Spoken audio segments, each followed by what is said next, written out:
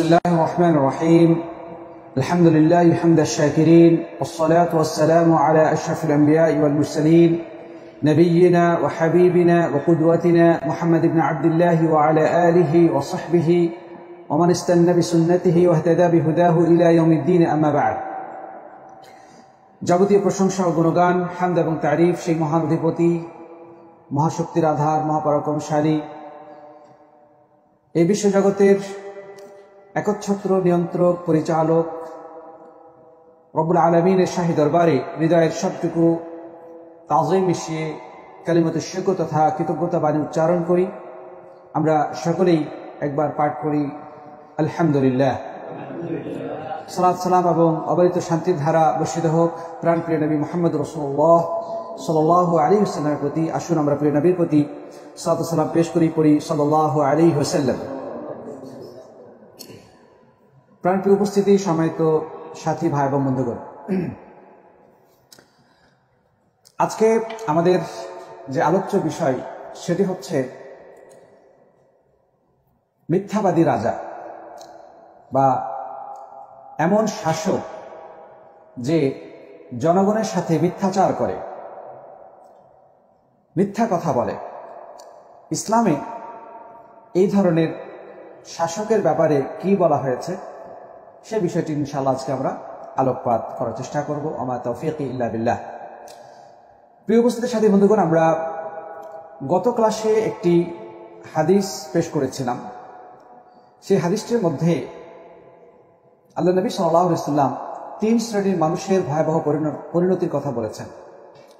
হাদিসটি বর্ণনা করেছেন সর্বাধিক হাদিস বর্ণনাকারী সাহাবী আবু হুরায়রা রাদিয়াল্লাহু তাআলা আনহু। তিনি বলছেন যে আল্লাহ নবী সাল্লাল্লাহু আলাইহি ওয়াসাল্লাম বলেছেন যে সালাসাতুন লা ইউকাল্লিমুহুমুল্লাহু ইয়াওমাল কিয়ামাতি ওয়া লা ইয়ানজুরু ইলাইহিম ওয়া লা ইউযাক্কিহিম ওয়া লাহুম আযাবুন আলীম, শাইখুন জানিন ওয়া মালিকুন কাযযাব ওয়া আইলুন মুস্তাকবির।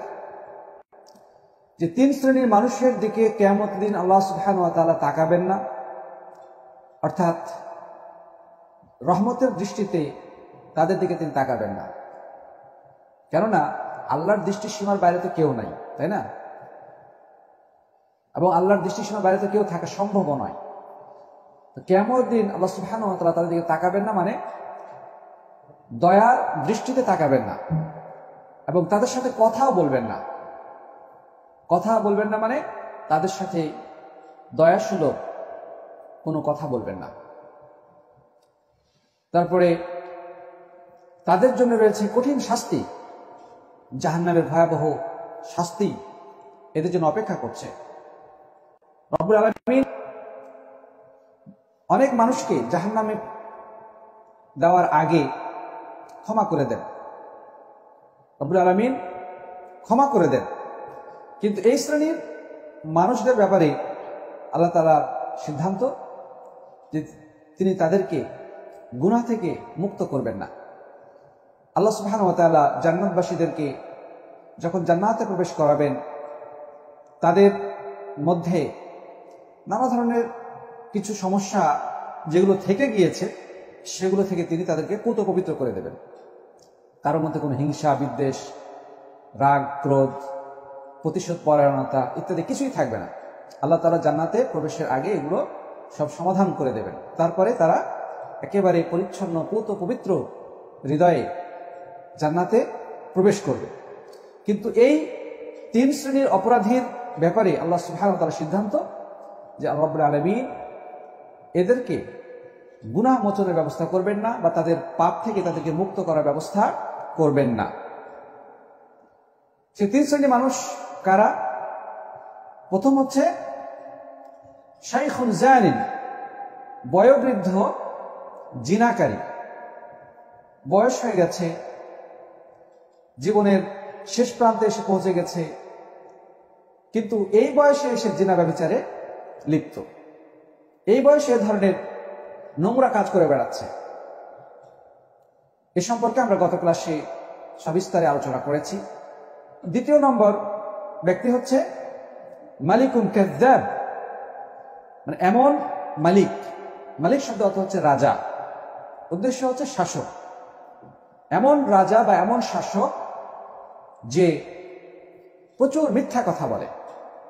কাযযাব শব্দটা ইসমে ফাইল মুবালাগা, অর্থাৎ যে অধিক পরিমাণে মিথ্যা কথা বলে, কথায় কথায় মিথ্যা বলে, জনগণের সাথে মিথ্যা প্রতিশ্রুতি দেয়, ওয়াদা করে, ওয়াদা ভঙ্গ করে, এই ধরনের মিথ্যাবাদী শাসক আল্লাহ সুবহানাহু ওয়া তাআলা কিয়ামতের দিন তার জন্য এই ভয়াবহ পরিস্থিতি রেখেছেন।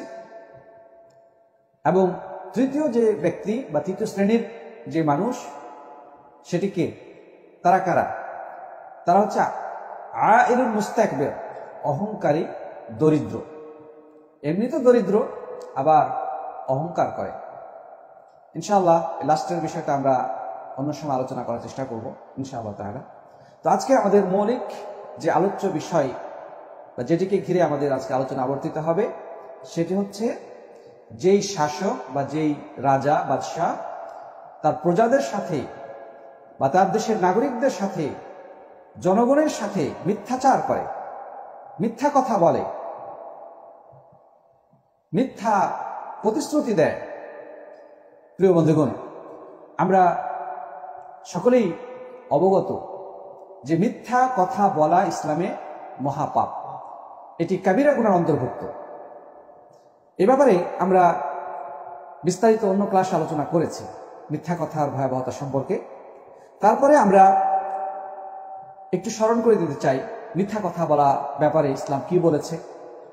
প্রিয় বন্ধুগণ, আল্লাহ নবী সাল্লাল্লাহু আলাইহি ওয়াসাল্লাম বলেছেন, আলাইকুম বিসসিদক ফাইন্না সিদকা ইয়াহদি ইলাল বির ওয়া ইন্নাল বিররা ইয়াহদি ইলাল জান্নাহ, যে তোমরা সদা সর্বদা সত্যকে আঁকড়ে থাকবে, সত্যবাদিতাকে আঁকড়ে থাকবে, অর্থাৎ তোমরা সর্বদা সত্য কথা বলবে। কারণ সত্য কথা মানুষকে সৎকর্ম বা নেকির পথ দেখায়। একজন মানুষ যখন সত্য কথা বলে, সত্য কথার প্রতিষ্ঠিত থাকে, তখন এই সত্য কথা তাকে নেকির পথ দেখিয়ে দেয়। আর নেকি মানুষকে জান্নাতের পথ দেখায়। সুবহানাল্লাহ।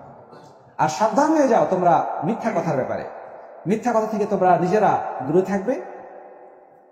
কারণ মিথ্যা কথা মানুষকে পাপাচারের পথ দেখায়। একজন মানুষ যখন মিথ্যা কথা বলে, তখন সে মূলত নানা ধরনের পাপাচারের দিকে ধাবিত হয়। মিথ্যা তাকে পাপাচারের দিকে টেনে নিয়ে যায়। আমাদের সমাজে একটা কথা বলে না, একটা মিথ্যা ঢাকতে আরো 100টা মিথ্যা কথা বলতে হয়। তো সত্যি একজন মানুষ যখন মিথ্যাবাদী হয়ে যায়, তখন এই মিথ্যা তাকে নানা ধরনের অশ্লীলতা, পাপাচার, নোংরামি এবং নানা ধরনের গুনাহের রাস্তা দেখিয়ে দেয়। আর গুনাহ মানুষকে, পাপাচার মানুষকে জাহান্নামের পথ দেখায়। তারপরে আল্লাহ নবী সাল্লাল্লাহু আলাইহি ওয়াসাল্লাম আরো বললেন, ওয়ালা ইয়াজালু রাজুলু ইয়াসদুকু ওয়া ইয়াতাহাররা সিদক হাত্তা ইউকতাবা ইনদাল্লাহি সিদ্দীকা। একজন মানুষ যে সত্য কথা বলার চেষ্টা করে, সত্য কথা বলে এবং সদা সর্বদা সত্য কথা বলার কি করে? চেষ্টা করে। সে যদি এই চেষ্টাটা অব্যাহত রাখতে পারে, মানে সে চেষ্টা করে যে মিথ্যা থেকে দূরে থাকবে, সবসময় সত্য কথা বলবে, তার মধ্যে যদি এই চেষ্টাটা থাকে, একসময় আল্লাহ রাব্বুল আলামিন তাকে সিদ্দিক বা পরম সত্যবাদী হিসেবে লিপিবদ্ধ করে নেন। সুবহানাল্লাহ। ওয়া ইন্নার রাজুলা ইয়াকযিব ওয়া ইয়াতাহাররা আল কাযিব হাত্তা ইউকতাবা ইনদাল্লাহি কাযযাবা। আর একজন মানুষ যে মিথ্যা কথা বলে, আবার মিথ্যা কথা বলার চেষ্টাও করে, তো যখন সে সবসময় মিথ্যা কথা বলার চেষ্টা করে, এক সময় দেখা যায় আল্লাহ সুবহানাহু ওয়া তাআলা তাকে মিথ্যাবাদীদের দলভুক্ত হিসেবে লিপিবদ্ধ করে নেন। নাউযুবিল্লাহি মিন যালিক। প্রিয় সাথী বন্ধুগণ, তাহলে কি বোঝা গেল? যে একজন মানুষ যেটা তার হ্যাবিট বানিয়ে নেয়, যেটা তার নেচার অন্তর্ভুক্ত করে নেয়, আল্লাহ সুবহানাহু ওয়া তাআলা সেই জিনিসটা তার জন্য সহজ করে দেন। আপনি সত্য কথা যদি বলার চেষ্টা করেন, সত্য আঁকড়ে ধরার চেষ্টা করেন, দেখবেন যে আপনার মুখ দিয়ে মিথ্যা কথা বের হবে না।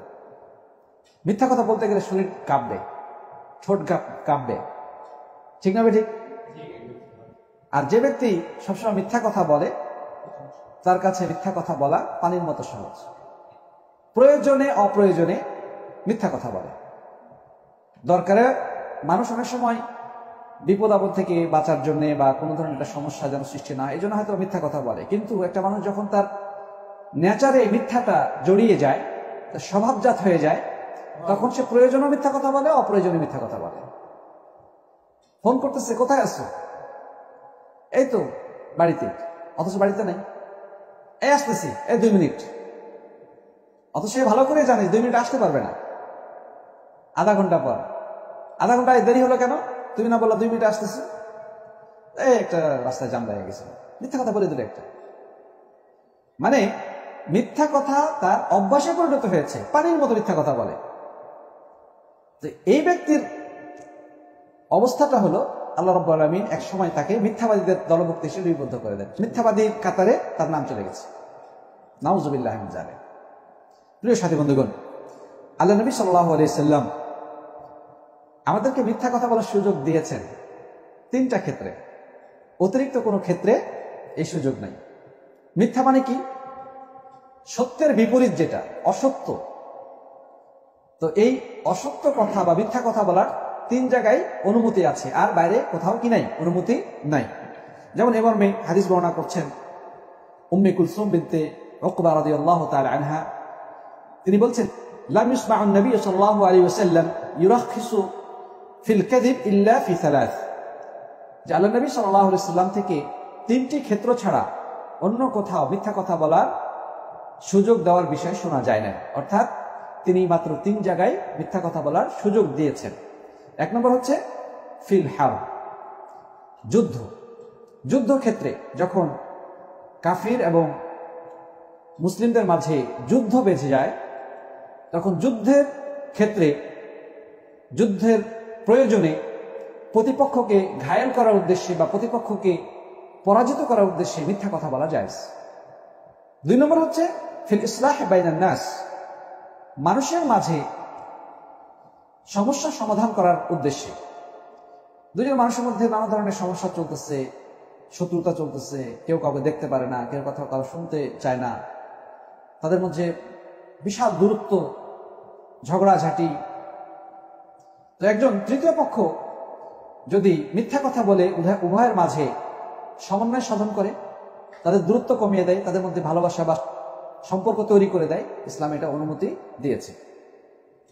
যেমন হয়তো বা বললো যে, আরে আপনার সম্পর্কে তো দেখলাম যে উনি খুব ভালো ভালো কথা বলতেছেন, আপনি প্রশংসা করতেছেন, আপনাকে বিশ্বাস করেন, আপনাকে ভালোবাসেন, ঠিক আছে? তখন সে ভাববে যে সত্যি হয়তো বা ভালোবাসেন, তাহলে আমাদের মাঝে কোনো ভুল বুঝাবুঝি আছে। এভাবে করে মোট কথা দুজনের মাঝে সমস্যা সমাধান কল্পে বা দুজনের মাঝে দূরত্ব কমিয়ে দেওয়ার উদ্দেশ্যে যদি কোনো কিছু মিথ্যা কথা বলা হয়, তবে সেটা কি আছে, জায়েজ আছে। তবে যে মিথ্যা কথা বলবে তাকেও বুদ্ধিমান হইতে হবে, এমনভাবে যেন মিথ্যা না বলে যার কারণে উভয়ের কাছে সে ধরা খেয়ে আবার দেখা যায় দুজনের কাছে সে খারাপ হয়ে যাবে। তো এমনভাবে মিথ্যা কথাটা বলবে যেন দুজনের মাঝে দূরত্ব কমিয়ে আনা যায়, বাস্তবসম্মত, কিন্তু হয়তো বা একটু বাড়িয়ে একটু অতিরঞ্জন করে কিছু কথা বলা যেতে পারে, দোষের কিছু না এটা। আর 3 নম্বর হচ্ছে হাদিস রাজুল ইমরাতাহু, মানে স্বামী স্ত্রীর সাথে এবং স্ত্রী স্বামীর সাথে জরুরি ক্ষেত্রে মিথ্যা কথা বলতে পারে, অথবা ভালোবাসা প্রকাশের ক্ষেত্রে মিথ্যা কথা বলতে পারে। তো এই ক্ষেত্রে কেউ যদি বানিয়েও বলে যে আমি তোমাকে খুবই ভালোবাসি, দুনিয়ার সবচেয়ে বেশি ভালোবাসি, স্বামী স্ত্রীকে বলতে পারে, স্ত্রী স্বামীকে বলতে পারে, এটা জায়েজ রয়েছে। অথবা যদি এমন কোনো সমস্যা ঘটে যায় যেখানে যদি সত্য কথা বলা হয়, তাহলে দেখা যায় দাম্পত্য জীবনের মাঝে বিশৃঙ্খলা সৃষ্টি হয়ে যেতে পারে বা তালাক পর্যন্ত ঘটে যেতে পারে, তখন সেক্ষেত্রে মিথ্যা কথা বলা কি জায়েজ আছে। প্রিয় বন্ধুগণ, তো যাই হোক, ইসলাম মিথ্যা কথা বলাকে নিষিদ্ধ করেছে, তবে 3টা ক্ষেত্র ছাড়া। প্রথম হচ্ছে যুদ্ধক্ষেত্র, দ্বিতীয় হচ্ছে দুজন ব্যক্তির মাঝে বা 2টি পরিবারের মাঝে বা 2 গ্রুপের মাঝে দূরত্ব কমিয়ে তাদের মাঝে পারস্পরিক সুসম্পর্ক তৈরি করার উদ্দেশ্যে মিথ্যা কথা বলা যায় যাচ্ছে। তৃতীয় হচ্ছে ভালোবাসা প্রকাশের ক্ষেত্রে বা কোনো ধরনের সমস্যা থেকে মুক্ত থাকার উদ্দেশ্যে স্বামী স্ত্রীকে, স্ত্রী স্বামীকে মিথ্যা কথা বলতে পারে, শরীয়ত এটা কি দিয়েছে, অনুমতি দিয়েছে। আল্লাহ তাআলা কোরআনে কারীমের মধ্যে বলেছেন, যে ওয়াকুনু মা'আস সাদিকিন, তোমরা সবসময় সত্যবাদীদের সাথে থাকবে। প্রিয় বন্ধুগণ, সুতরাং আমাদেরকে সদা সর্বদা সত্য কথা বলতে হবে, মিথ্যা থেকে দূরে থাকতে হবে, এটি প্রত্যেক মুসলিমের জন্য অপরিহার্য। আচ্ছা, এবার যে বিষয়টা আমাদের মিথ্যাবাদী শাসক।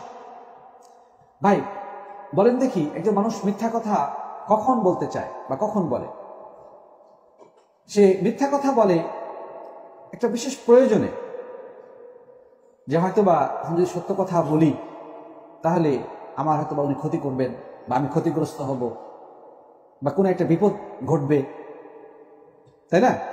অথবা কোনো একটা স্বার্থ হাসিলের জন্য মিথ্যা কথা বলে মানুষ। কিন্তু একজন দেশের শাসক, তার কিসের কমতি আছে? সে কেন জনগণের সাথে মিথ্যা কথা বলবে? তার টাকা পয়সা ধন সম্পদের কোনো অভাব নাই, তার হাতে রয়েছে সেনাবাহিনী, আর্মি, তার শক্তির কোনো শেষ নাই, সে অনেক শক্তির অধিকারী, ক্ষমতার অধিকারী। তো জনগণের সাথে মিথ্যা বলার প্রয়োজন নেই। যার কারণে সাধারণ মানুষের মিথ্যা এবং রাজা বাদশার মিথ্যা, এই দুই মিথ্যার মধ্যে পার্থক্য আছে। শাসক যারা, তারা হবে আমানতদার, বিশ্বস্ত। তারা কেন মানুষের সাথে প্রতারণা করবে? তারা কেন মানুষের সাথে মিথ্যা কথা বলবে? সে কিসের ভয়ে মিথ্যা কথা বলতেছে বা কি পাওয়ার আশা সে মিথ্যা কথা বলতেছে? তার কিসের ঘাটতি আছে, কিসের কমতি আছে? তা তো ক্ষমতার, সে তো একজন ক্ষমতাশালী ব্যক্তি। যেমন একজন পিতা তার সন্তানদের সাথে মিথ্যা কথা বলাটা শোভনীয় না, কারণ সে বাড়ির সর্বসর্বা তার নিয়ন্ত্রণে তার সন্তান, স্ত্রী, পরিবার পরিচালিত হয়। তো কেন সে তার সাথে মিথ্যা কথা সে বলবে? একজন অভিভাবক যদি তার বাচ্চা কাচ্চার সাথে মিথ্যা কথা বলে, এটা খুবই ঘৃণিত একটা বিষয়। ঠিক একইভাবে যখন দেশের শাসক, রাষ্ট্রনায়ক, বাদশাহ জনগণের সাথে মিথ্যা কথা বলে, এটা আরো বেশি ঘৃণিত এবং আখিরাতে আল্লাহ সুবহানাহু ওয়া তাআলা এর জন্য আলাদা শাস্তি ব্যবস্থা রেখেছেন। আল্লাহ নবী সাল্লাল্লাহু আলাইহি ওয়াসাল্লাম এর বিপরীতে যেই শাসক জনগণের সাথে ন্যায়নিষ্ঠার আচরণ করে, মানুষের সাথে ইনসাফ ভিত্তিক আচার ব্যবহার করে, মানুষের দেশ পরিচালনার ক্ষেত্রে সে আল্লাহর বিধান অনুযায়ী দেশ শাসন করে, আল্লাহ সুবহানাহু ওয়া তাআলা তাকে পুরস্কৃত করবেন। হাদিসে আছে কিয়ামতের দিন 7 শ্রেণী মানুষকে আল্লাহ সুবহানাহু ওয়া তাআলা আরশের ছায়ার নিচে আশ্রয় দান করবেন। কয় শ্রেণীর? তাদের মধ্যে একজন হচ্ছে ইমামুন আদিলুন, ন্যায়পরায়ণ ইমাম, শাসক, রাজা, বাদশাহ, রাষ্ট্রনায়ক, যে ইনসাফের ভিত্তিতে শাসন কার্য পরিচালনা করবে, জনগণের মধ্যে ইনসাফ প্রতিষ্ঠা করবে, সেখানে সে কোনো দুর্নীতির আশ্রয় নেবে না, দলীয়, পরিচিত, এলাকা ইত্যাদি কোনো কিছুকে সে এগুলোর কারণে সে মানুষের উপর দিয়ে অবিচার করবে না, বরং সে সকলের জন্য আইন সমান এই দৃষ্টি রেখে সে ইনসাফের সাথে রাষ্ট্র পরিচালনা করবে, জনগণকে তাদের অধিকার দিবে। সে জনগণের সাথে মিথ্যা কথা বলবে না, প্রতারণা করবে না, জনগণের সম্পদ লুণ্ঠন করবে না।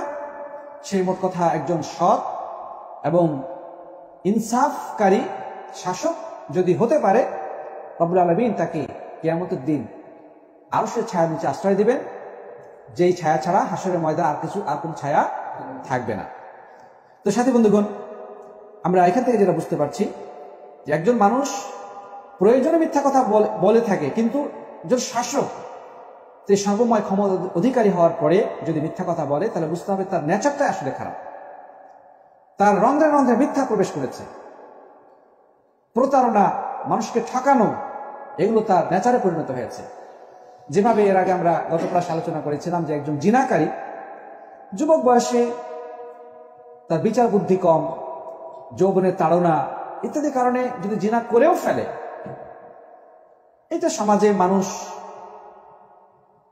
খারাপ ভাবলেও তুলনামূলকভাবে সহনীয় পর্যায়ে খারাপ ভাবে। পক্ষান্তরে কোনো বয়স্ক মানুষ, স্ত্রী পরিবার আছে, বাচ্চা কাচ্চা আছে, বয়সের একটা পর্যায়ে পৌঁছে গেছে, শেষ বয়সে উপনীত, কবর তাকে ডাকতেছে, এই বয়সে যদি সে জিনার বিচার করে, এটা সমাজে আরো বেশি ঘৃণার পাত্র হয়ে যায় এই কারণে, ঠিক না বেঠিক? যার কারণে রব্বুল আলামিন তিনিও এই ব্যক্তির ব্যাপারে কঠিন সিদ্ধান্ত দিয়ে রেখেছেন কিয়ামতের দিন তার সাথে কি ধরনের আচরণ করা হবে।